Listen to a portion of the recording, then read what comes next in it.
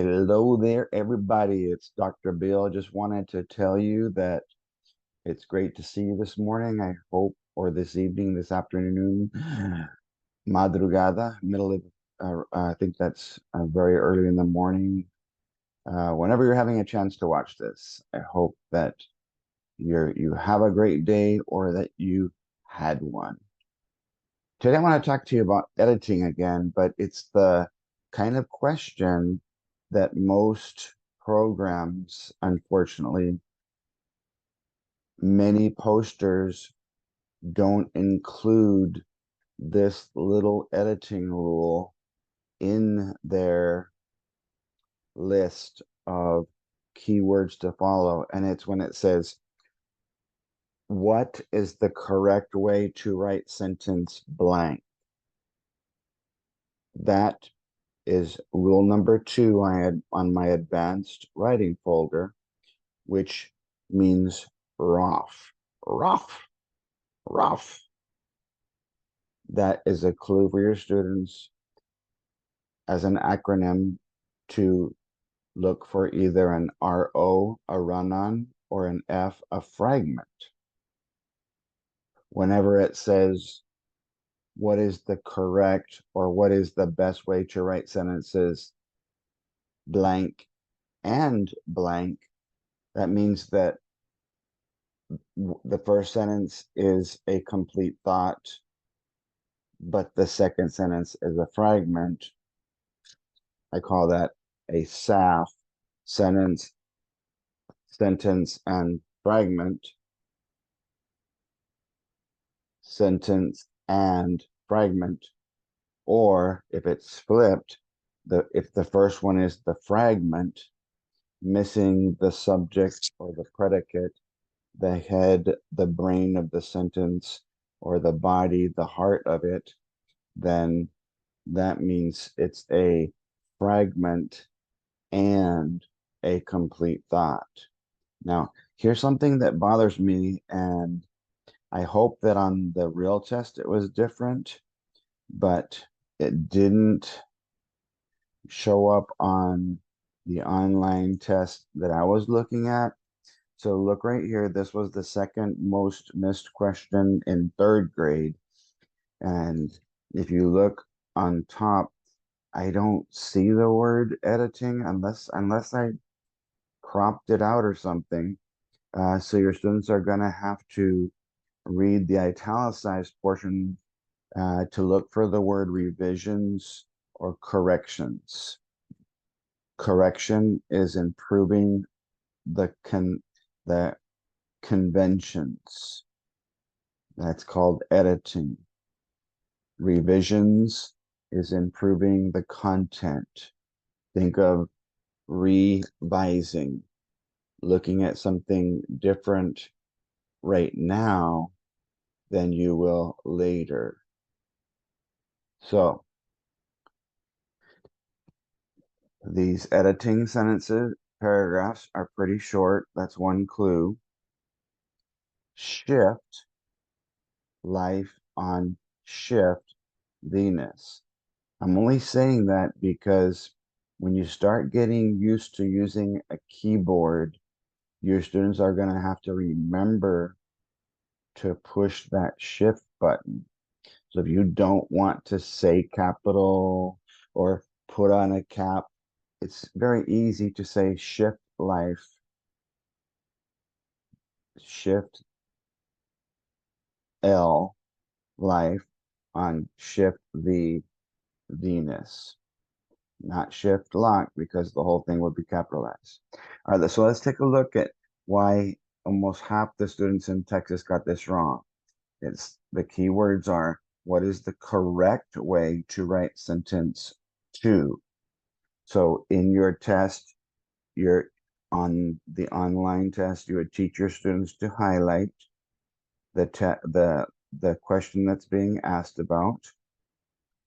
And then as soon as they see that word correct, train them to look for an RO, a run-on or a fragment.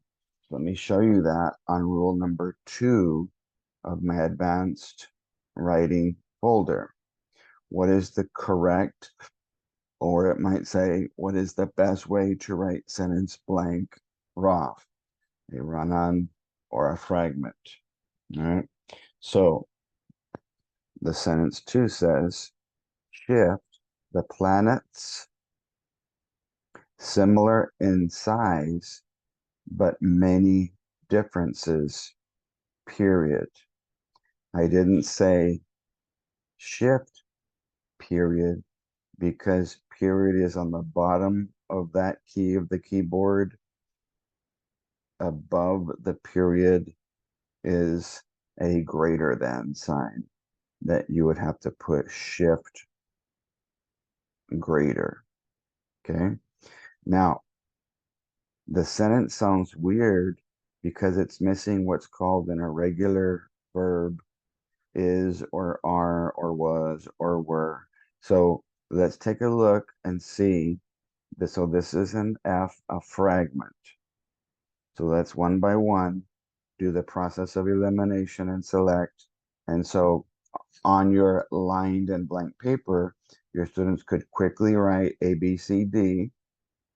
And I'm going to show you a way to teach coordinating conjunctions that will be pretty creative and allow your students to learn the concept as well.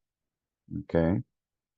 When you coordinate an outfit, it means that those two items, in the case of this, the shirt and the shorts, will coordinate together.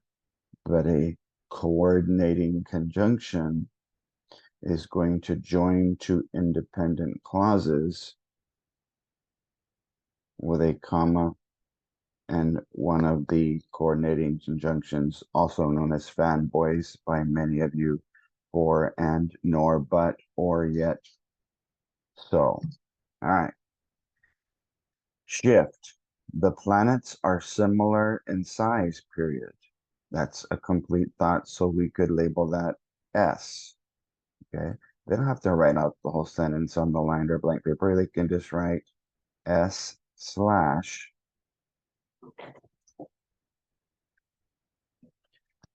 whatever we see next. But many differences. Since that's not a complete thought, next to A underline, they could write S F. B, capital the planets. Since that's only a subject, we'll call that the Tin Man, because he had his brain, he was missing his heart, his predicate. Okay, so this is missing the predicate. So it's a fragment, and they are similar in size but have many differences. That is a complete thought, period. Shift, the planets are similar, period. That is a complete thought. In size but have many differences. That's a fragment. So if your students are trying to save time, they could write SF. And finally, we'll get to the correct one. Shift, the planets are similar in size, comma, but, coordinating conjunction, but, circled the B there, just below my little belt piece of metal that you put right to hold your pants up. Okay. But they have many differences, period. So I have capital IC followed by CC, coordinating conjunction, and IC, okay, period. So even though it's going to take a little bit of time, you could say IC, comma, CC, independent clause, capital, followed by a comma with the coordinating conjunction and the period, okay? So differentiating your instruction. You could have your kids draw their own cool shirts or pants and lightly fill them in with colored pencil, because only letter D, we'll call it size D, fits correctly. This is what it would look like. Shift. The planets are similar in size. That is a complete thought, but the idea is to join two independent clauses, comma, but. Okay.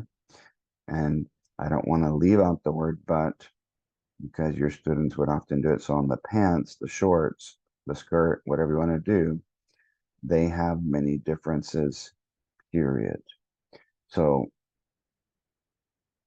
the main reason that most students miss the rule 2 and rule 3 types of questions is because many teachers don't teach them, because they're not on the posters.